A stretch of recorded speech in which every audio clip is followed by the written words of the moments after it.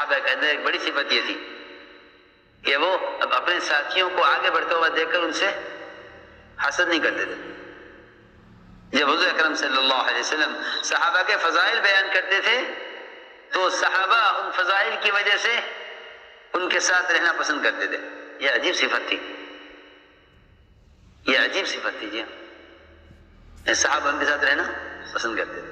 سنو، آپ نے فرمایا کہ ابھی تمہارے سامنے جنتی آدمی آنے والا ہے. وہ صحابہ دیکھنے لگے کون ہے وہ جس کے دنیا میں جنتی ہونے کا اعلان ہو رہا ہے؟ کون ہے؟ کون ہے وہ آدمی جنتی دنیا میں؟ تو سعد بن ابی وقاص رضی اللہ تعالیٰ نے تشریف لائے کہ یہ آدمی جنتی ہے. اگلا دن ہوا، پھر آپ نے یہ فرمایا کہ انتظار کرو، دیکھو ابھی کون آئے گا؟ جنتی آدمی. پھر یہی اگلے دن آئے.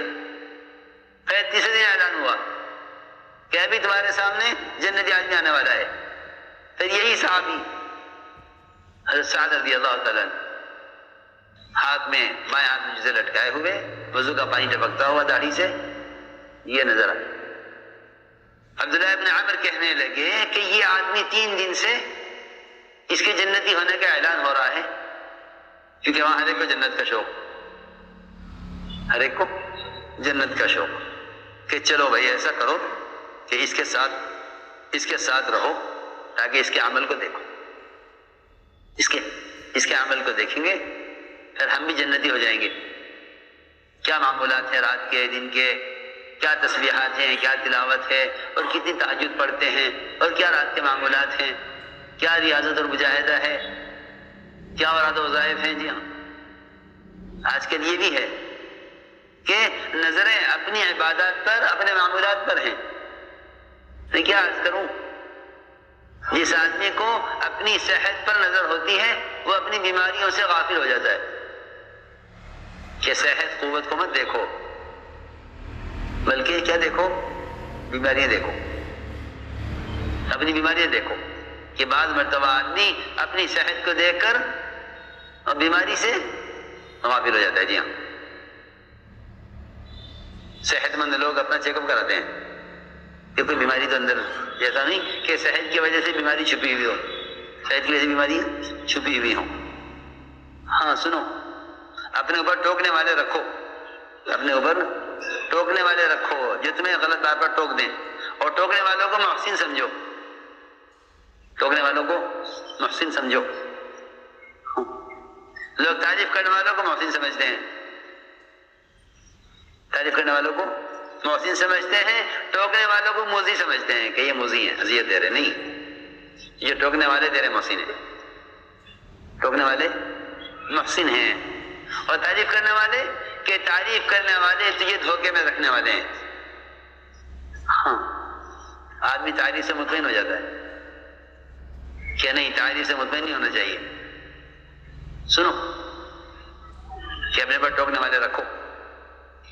تو میں عرض کر رہا تھا کہ بعض مرتبہ آدمی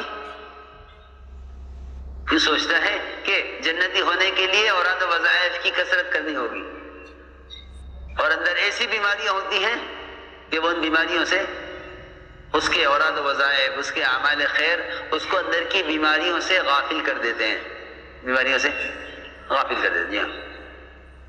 بیماریوں سے غافل کر دیتے ہیں.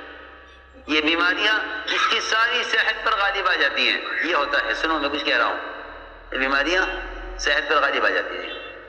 اصول ہے یہ بیماری کا کہ بیماری کا احساس جب ہوتا ہے جب بیماری بدن میں پھیل جاتی ہے. سنو، جب بیماری بدن میں پھیل جاتی ہے پھر اس کا احساس ہوتا ہے، تو ڈاکٹر کہتے ہیں کہ اب یہ بیماری علاج کے قابل نہیں رہی. سنو، یہ علاج کے قابل نہیں رہی. کہ ہمیں تو بیماری کا پتہ جب چلا جب یہ بیماری علاج سے باہر نکل گئی. جی ہاں، پہلے معلوم ہو جاتا تو اس کا علاج ہو جاتا ہے. ایسے کہتے ہیں ڈاکٹر کہ آپ نے دیر کر دی کہ مجھے تو احساس ہی نہیں ہوا. ہاں سنو، مجھے احساس نہیں ہوا اس کا. صحت مند آدمی ہے. میں ضروری بات عرض کر رہا ہوں کہ اس کام کا اصول یہ ہے کہ اپنی تو خرابیوں پر اور دوسروں کی خوبیوں پر نظر رکھو، دوسروں کی خوبیوں پر، اپنی خرابیوں پر. جی ہاں،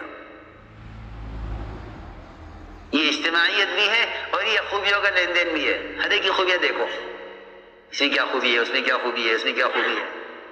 کمزوری مت دیکھو, کیونکہ جب کمزوریوں کو اللہ چھپاتے ہیں, جن کی یہاں کمزوریوں پر پکڑ ہے, جب پکڑ کرنے والا چھپا رہا ہے تو جس کے ذمہ عذاب اور حساب نہیں ہے اس کو پکڑ کرنے کی کہاں گنجائش ہے کہ وہ پکڑ کرے. حساب اور عذاب کس کا حق ہے؟ اللہ کا حق ہے. جی ہاں, حساب اور عذاب اللہ کا حق ہے. اللہ کے غیر کے پاس حساب بھی نہیں, عذاب بھی نہیں, ثواب بھی نہیں. جی ہاں, کسی سے ثواب لے لو, کسی سے عذاب کا ڈر ہو کہ نہیں. مخلوق سے عذاب کا کوئی ڈر نہیں ہے, اور مخلوق سے ثواب کی کوئی امید مخلوق سے نہیں ہے. مخلوق کو اس کا حق ہی نہیں ہے کہ وہ کسی کو ثواب دے یا کسی کو عذاب دے. یہ تو اللہ کا کام ہے. سنو, یہ کام صرف اللہ کا ہے کہ وہ کسی کو ثواب دے, کسی کو عذاب دے, کسی کا حساب لے. یہ حق صرف اللہ کو ہے, کسی کو اس کا حق نہیں ہے.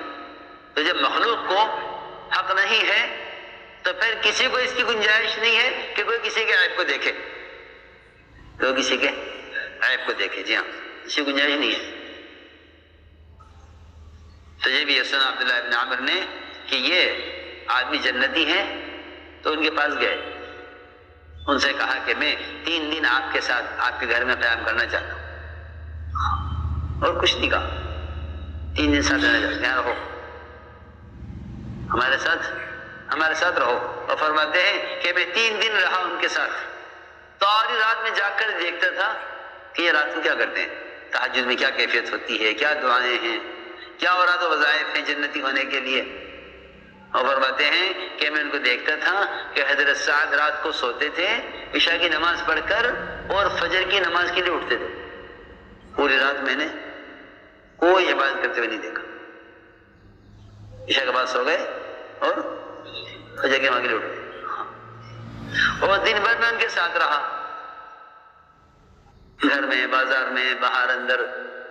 دیکھو تو صحیح کیا ہے کہ دن بھر میں ساتھ رہتا تھا تو میں نے ان کی زبان سے کسی کی برائی نہیں سنی,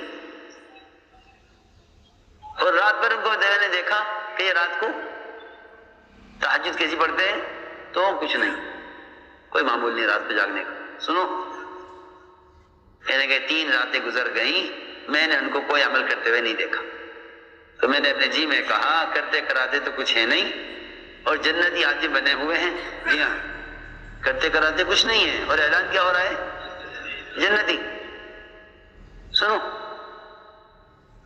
فرماتے کہ میں ان کو ان کے عمل کو حقیر سمجھ کے چل دیا وہاں سے, چھوڑو کچھ نہیں. تو انہوں نے مجھے بلایا اور بلا کے یہ کہا کہ میرا معمول تو وہی ہے جو آپ نے دیکھا ہے, میرا معمول تو وہی ہے جو آپ نے دیکھا ہے.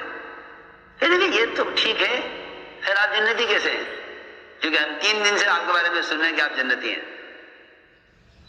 فرمایا کہ میرے جنتی ہونے کی صرف وجہ یہ ہو سکتی ہے کہ اگر اللہ نے کسی مسلمان سے کوئی خیر کا کام لیا ہے اور کسی کو کوئی اپنی طرف سے کوئی خیر عطا کی ہے تو مجھے اس پر حسد نہیں ہے,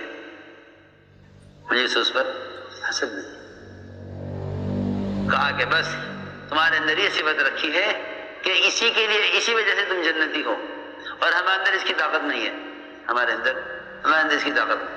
یہ فرمایا حضرت عبداللہ بن عمر نے کہ بس یہی وہ صفت ہے جس نے تمہیں جنتی بنایا ہے. اس لیے میں نے عرض کیا کہ صحابہ کے اندر ایک بڑی صفت یہ تھی کہ وہ اب اپنے ساتھیوں کو آگے بڑھتا ہوا دیکھ کر ان سے حسد نہیں کرتے تھے. صحابہ کے اندر ایک بڑی صفت یہ تھی کہ وہ اب اپنے ساتھیوں کو آگے بڑھتا ہوا دیکھ کر ان سے حسد نہیں کرتے.